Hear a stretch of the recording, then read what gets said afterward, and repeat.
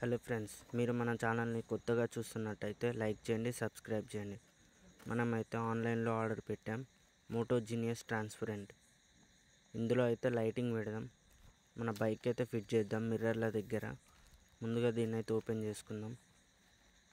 ఇప్పుడైతే ఆఫర్లో తక్కువకున్నాయి, 1/2. ఇదైతే పైప్ డ్రమ్, ఇది వచ్చి డన్ టూల్ కిట్స్.